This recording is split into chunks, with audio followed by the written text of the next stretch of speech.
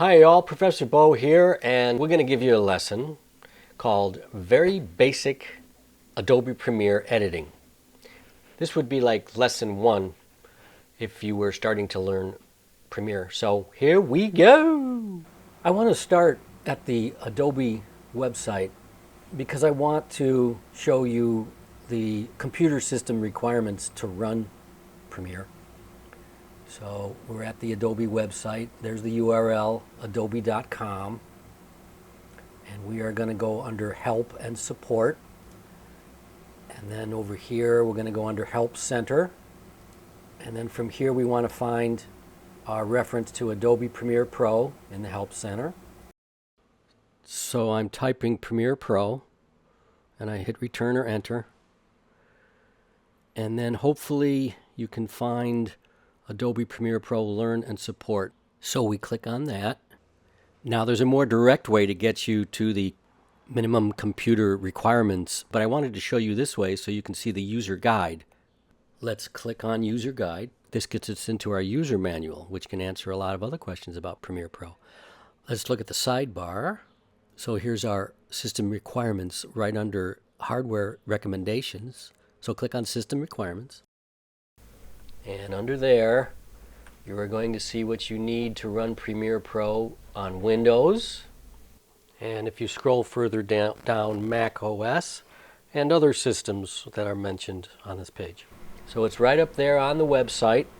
And have a look at it to confirm that your system will be able to run Premiere Pro without any problems.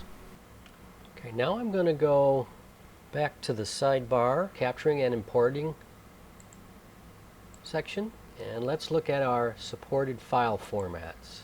This could be very useful to see if your video sources will be compatible with Premiere. Lots of different types. So that's some help from the website, and now let's look at this. The footage provided for this exercise is material I downloaded from Adobe, music video source files. I'm going to go inside that folder and we're going to see that we're going to have video footage, a bunch of files, video clips. We're going to have some audio, this is some music, and inside graphics there's 3 Photoshop files. So let's run Premiere. I'm running it from my dock here. When I first started this instructional video, I was running Premiere 2019, but now I have updated the lesson to the latest version. Also at this stage, Premiere may warn you about something depending on your system.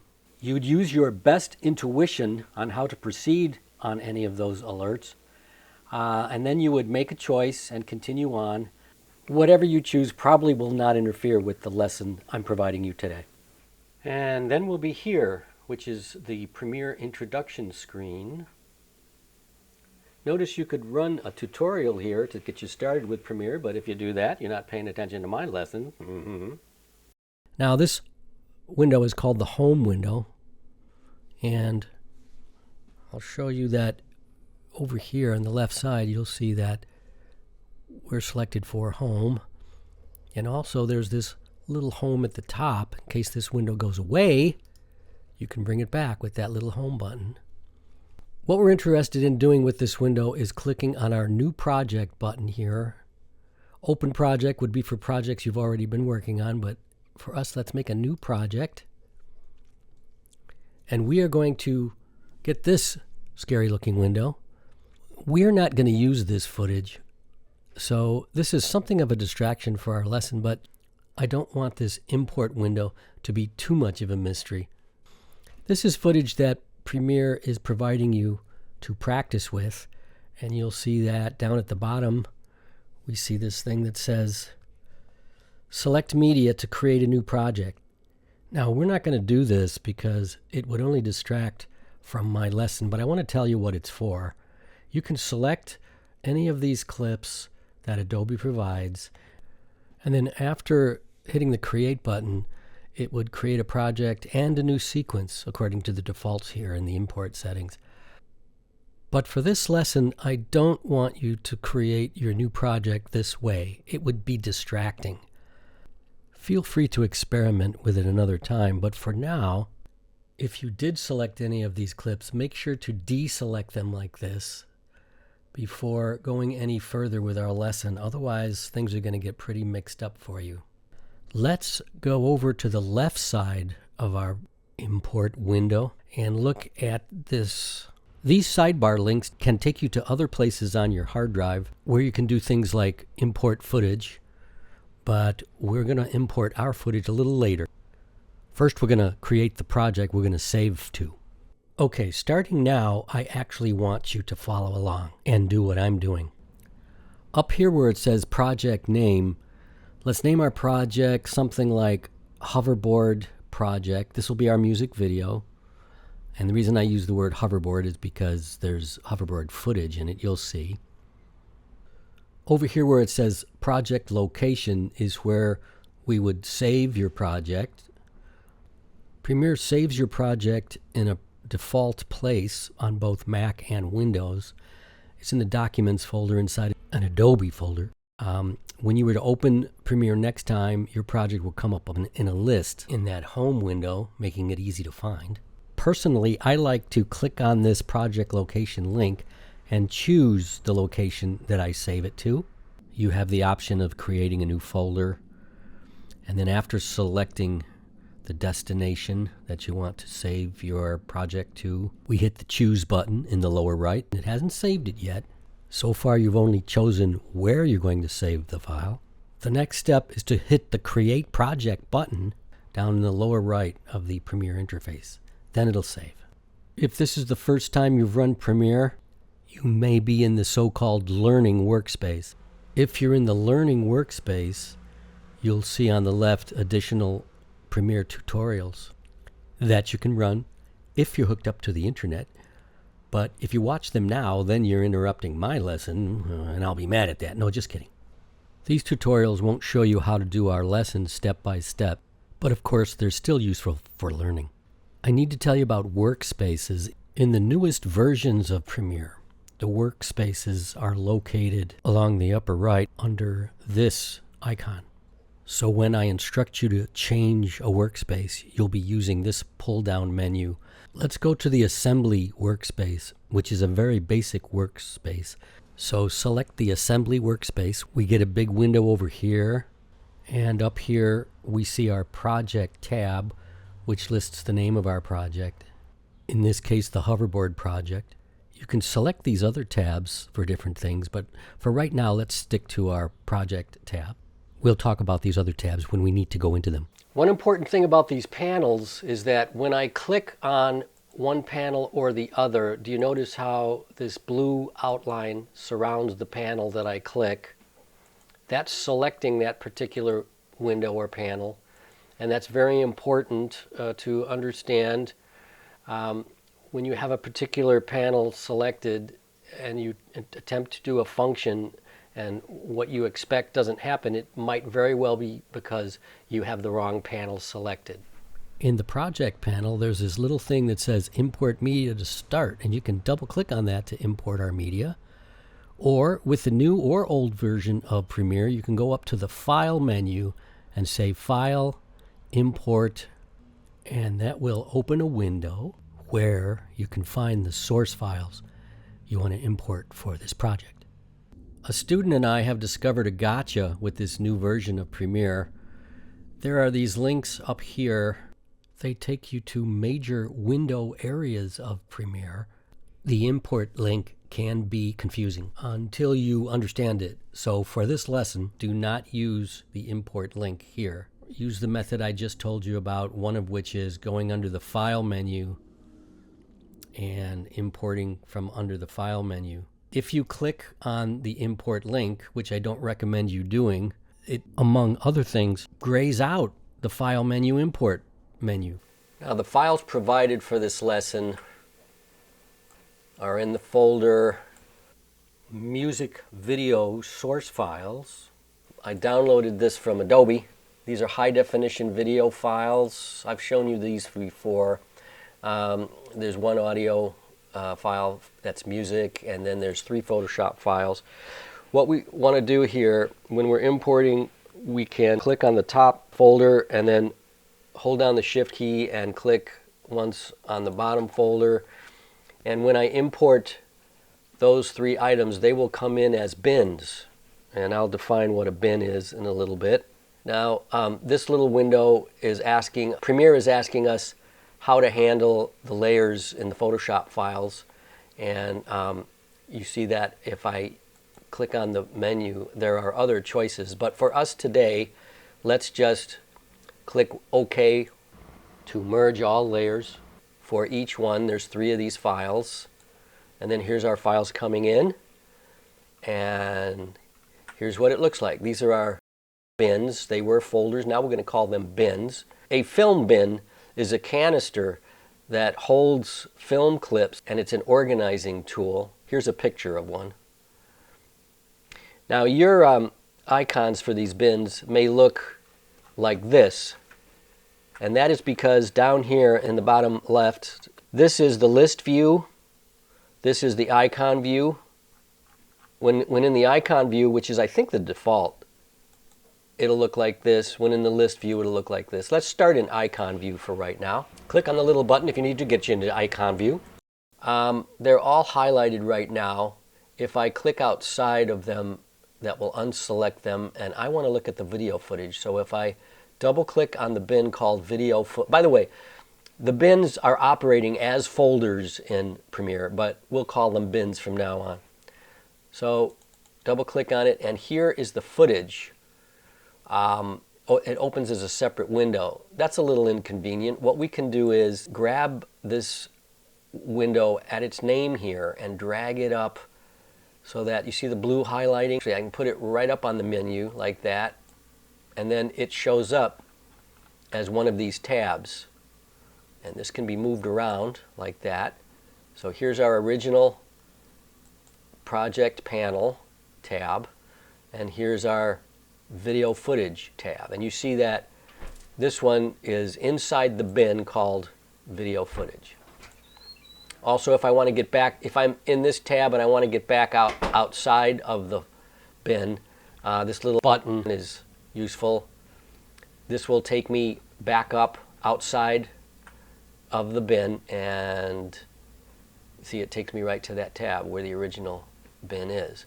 By the way, while we're here, I did want to say something else about these tabs. They can be a little tricky and people can get lost until they understand them. The media browser, this is where you can find files by going inside your computer like this and finding things inside. For instance, here's my movies folder and so on. This is very similar to the Apple Finder, but it's inside Premiere. And sometimes you mix this up with the project tab and try to keep those straight. They are not the same thing. Also, sometimes the project panel can be hard to find.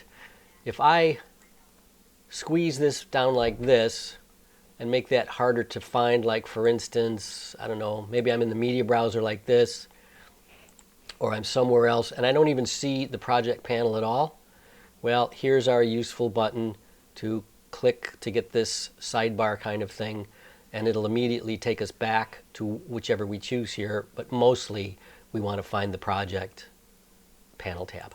And if the interface ends up getting so out of whack that you can't find what you could find earlier, okay, notice we're still in the assembly workspace. We can always go under the window menu, go to workspace, here's our assembly workspace, and we can reset it to the saved layout.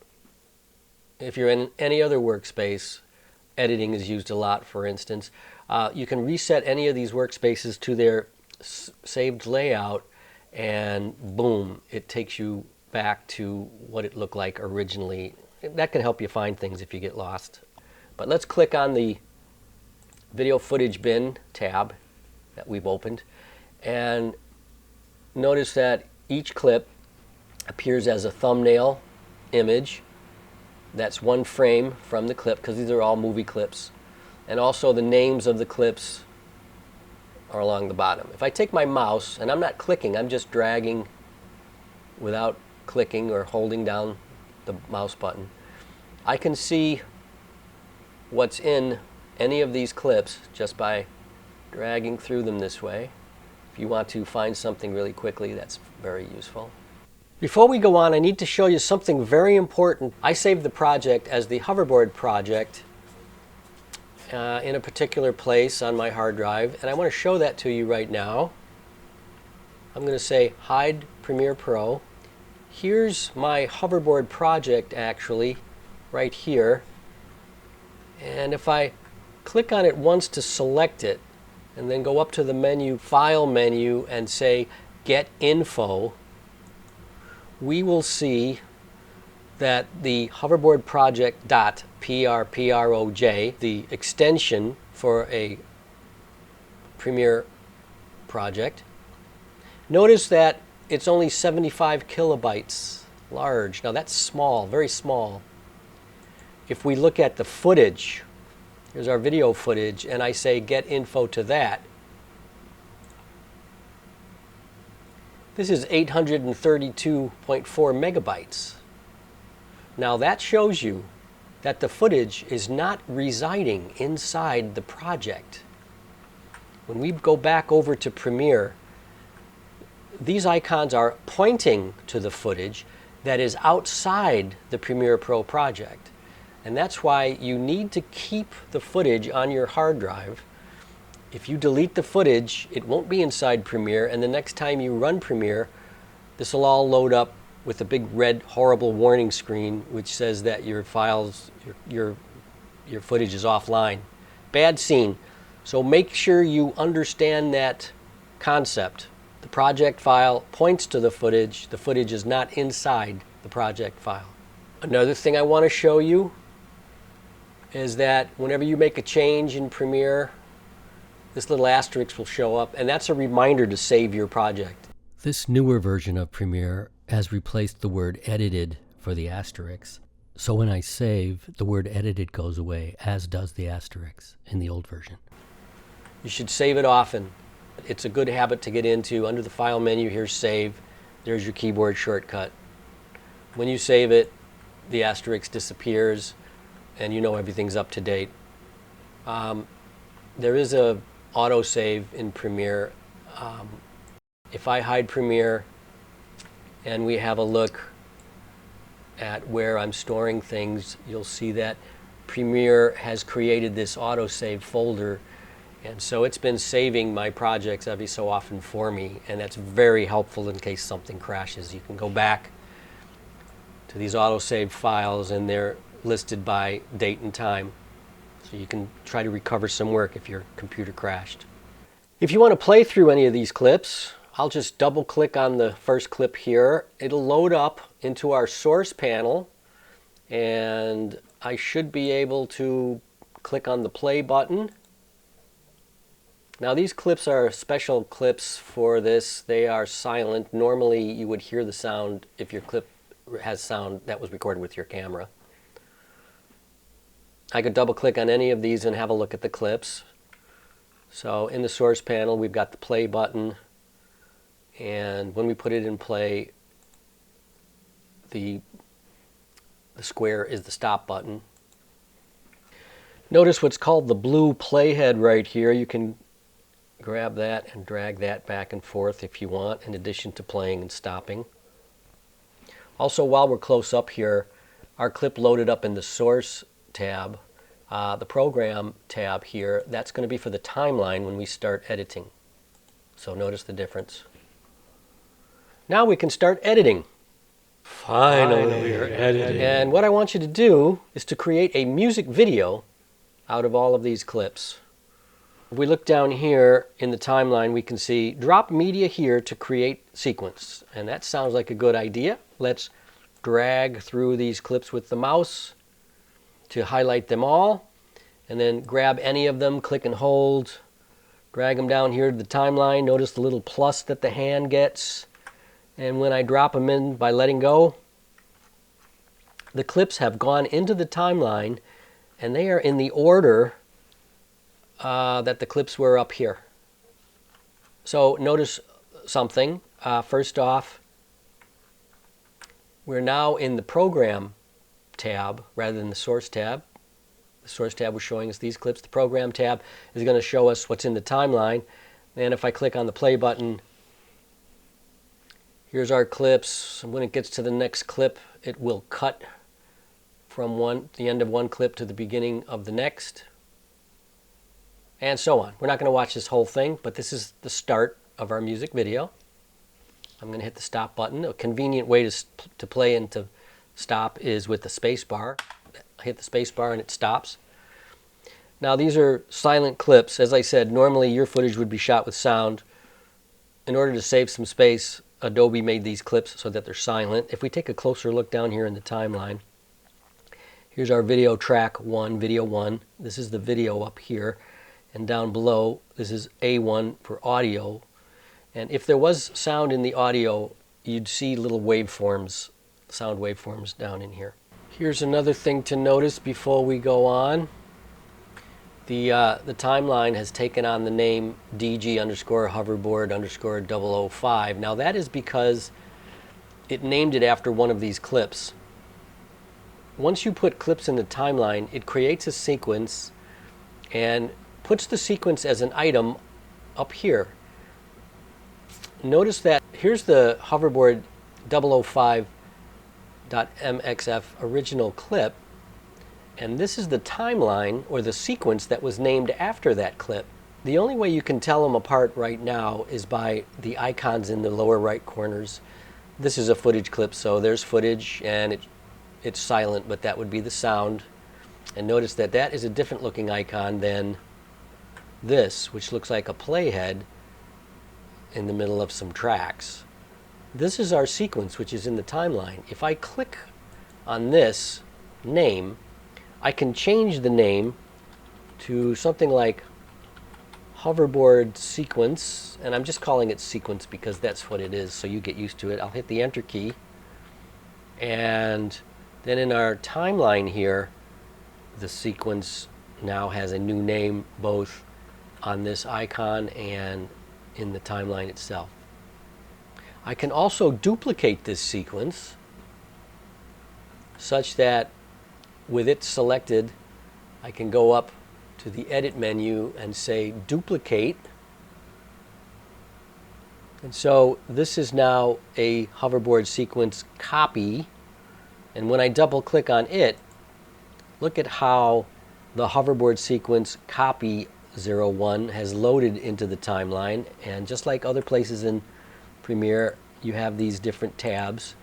And I could go to the copy. I could rename the copy. I don't want to right now. You could do that.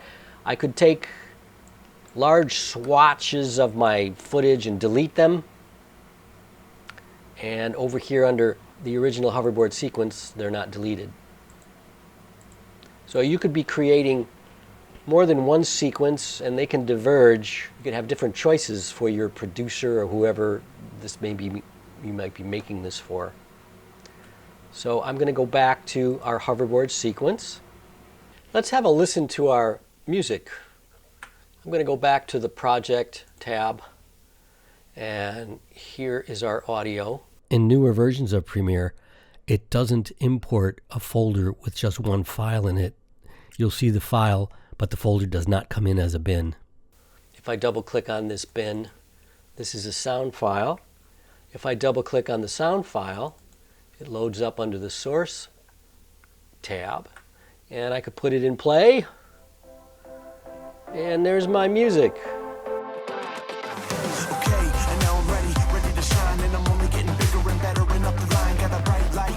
Now we want to take this music and put it down here in the timeline. The thing about music is when you try to grab it in the waveform area here, see, it thinks you want to skim through it to preview it. And what we need to do is, rather than grabbing it in that picture, we need to grab this little thing that looks like a waveform. When I take my mouse and hover over it, it turns into the little hand. And that allows us to grab the audio only. If there was video on this, it would only take the audio. But we have to do this for a sound file. And let's drag this down here and put it into audio 2. That is the A2 track. And then it's inside of our timeline. If we click on our program tab up here so we can see the timeline and put this into play.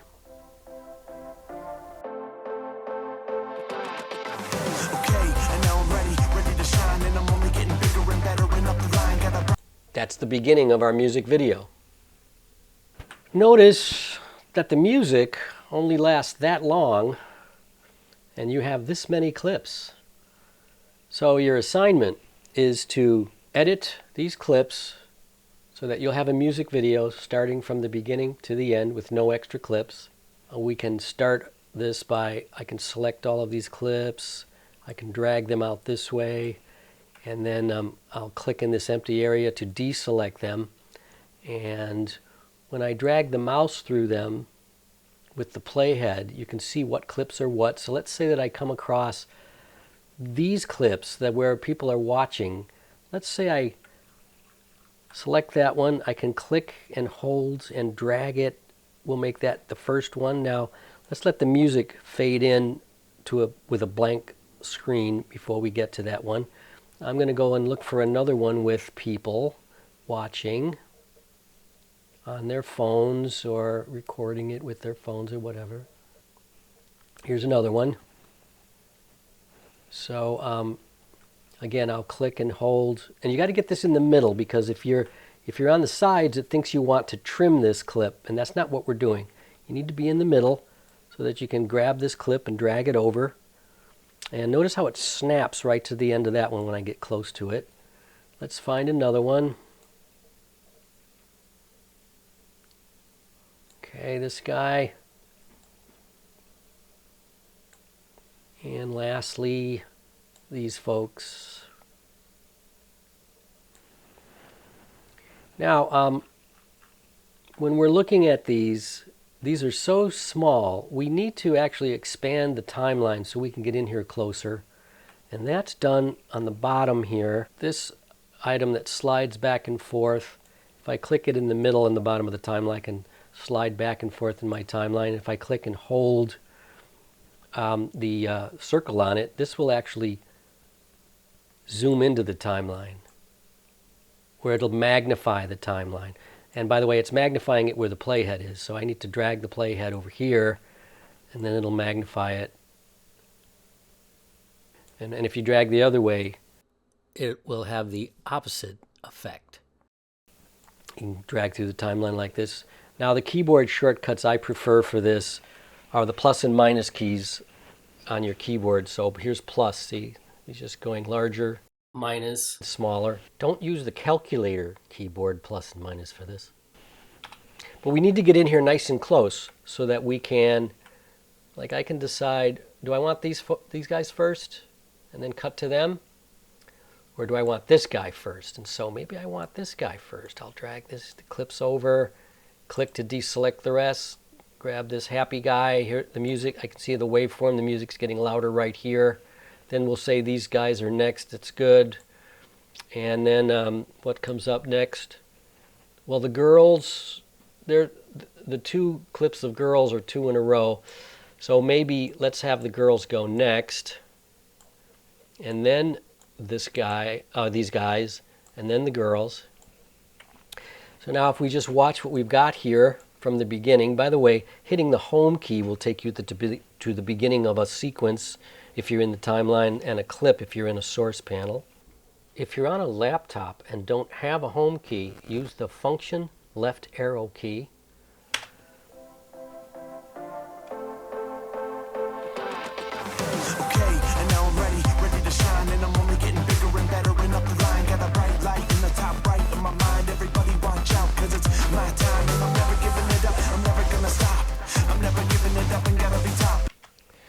Okay, now, did you notice that there was a little flash of black, and editors would notice this, experienced editors, between this shot and that clip. When it cuts, there's a little boom. I don't know if you can see it on this lesson that I'm recording for you, but what we have to do there is we have to trim that out.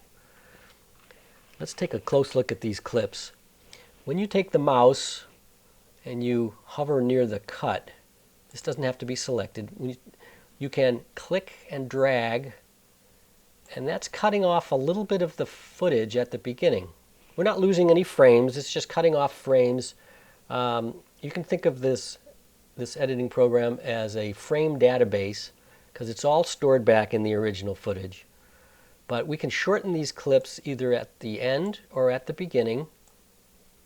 This is how you could arrange them to correspond to the beat if you're very careful. Also, we can be careful to get rid of that black frame that might have been at the beginning of the clip.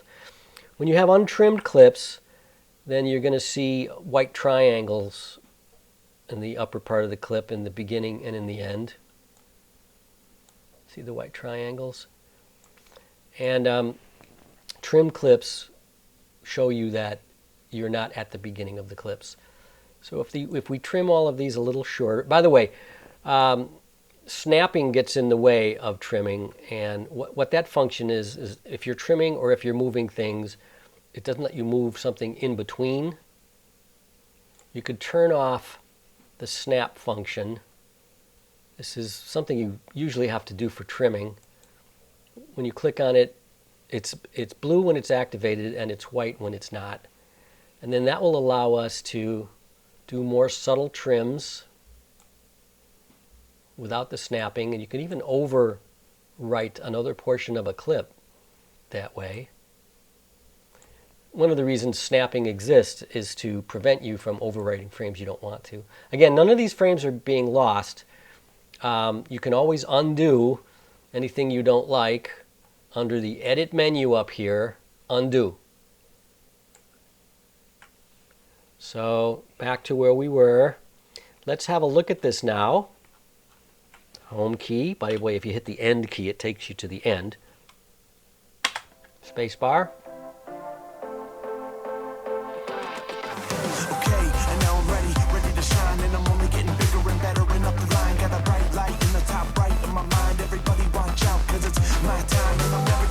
That's probably not on the beat because I wasn't trying hard to do that, but you could actually do that. Another thing about these clips is you could, it's not a technical problem if the clips are on, if the video clips are on higher tracks, video tracks, that won't matter. But what it will show is that when the playhead plays through this, the clips that are above will obscure the clips that are below, so it'll look like it cuts from one clip to another. Also, a danger is sometimes you could accidentally take this empty audio and that could be accidentally dragged on top of the music track, and that will overwrite your music, blank it out so that you can't hear it during that segment. So watch out for that. You can always undo that. A few more techniques include you could select a clip and hit the delete key, and if there's any particular clips you don't like, you can just get rid of them. Let's say that you've finished your music video more or less, and it corresponds to what you like. If you have more source clips in the tail end, you usually have to delete them because it will include those clips by default. So delete the things you don't want, and then there's my timeline with my music video. Let's look at one more thing over here. I'm going to put the audio bin away, and here's our graphics. Now these are 3 Photoshop files, and they have what's called an alpha channel embedded into them, such that if we take one and just drag it and put it on a track above any other clips, we'll see the graphic, and we'll see the video through the graphic. That's the property of an alpha channel, and that's useful for combining images. More about alpha channels at another time. Also, some of these are not the right ones to use. This one, see, it's too big. One of the graphics files are too big. There's ways to make them smaller, but again, that's for a more advanced lesson. So I want you to make a music video, put the graphic on it, so it'll have the Peak Productions logo. And when you're happy with it, here's how to export it out as a rendered self-contained file, which is what you need to complete the assignment. With the newest versions of Premiere, we click on this export button, and it takes us to the export area. And we want to give our file a name. So I could change the name here if I wanted to. Let's call it Hoverboard Music Video. The location is this link, which we would click on, and then we could use the finder to select where I want my music video to go. I say save. Now it hasn't saved nor rendered it yet. We've only designated the location of where it will save it. The preset can be left to this match source default setting, but for the format, make sure it's H.264 to keep the file small. It combines small file size with high quality. While we're here, let's have a look at the sidebar on the left where you see that media file is selected, but notice that there's some shortcuts to exporting for YouTube and Vimeo as well. We didn't use that because I wanted to show you the important choices of the name, location, preset, and format. With those choices made, now we head towards the lower right of the interface. This is where you can see information based on the choices you made. Make sure you've got the range selected that you want, usually entire source, as it is here. We then say on the lower right, export. The blue export button is the one we want to click, and this will take a little bit of time. It finishes the render, and if I hide Premiere and I go look for my file, here is the file.